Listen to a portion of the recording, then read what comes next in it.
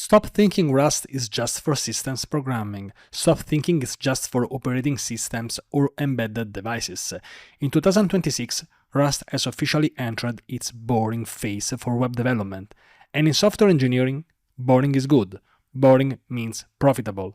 If you're a web developer thinking about switching to Rust this year, here is the honest state of the industry. Point number 1. The ecosystem is no longer experimental. 3 or 4 years ago, we were fighting with asynchronous times and breaking changes. Today, the stack is solid. Tokyo is the industry standard runtime. Axum is the default backend framework. SQLx makes database interaction safer than any ORM in existence. We aren't beta testing anymore, but we are building on concrete. Point number 2. Why are companies actually switching? It's not because they love the borrow checker. It's because of money. AWS and Azure builds are expensive. A Node.js or Python microservice that requires 1 GB of RAM might run on 50 MB of RAM in Rust. When you scale that to thousands of containers, Rust literally pays for developers' salaries in cloud savings. This is the pitch you give to your manager. Point number 3. The job market. Let's be real. If you search for a React developer, you will find 10,000 jobs.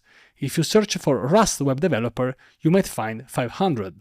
However, those 500 jobs, they are not for junior widget tweakers. They are for high-performance backend engineers.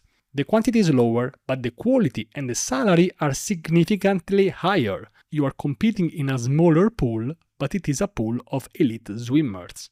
Point number 4. The developer experience. Developing web APIs in Rust is slower at first than using Node or Go. You have to think about types. You have to handle every error. But the maintenance, it is near zero.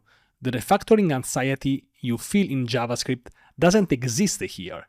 You can change massive parts of your codebase, and if it compiles, it usually works.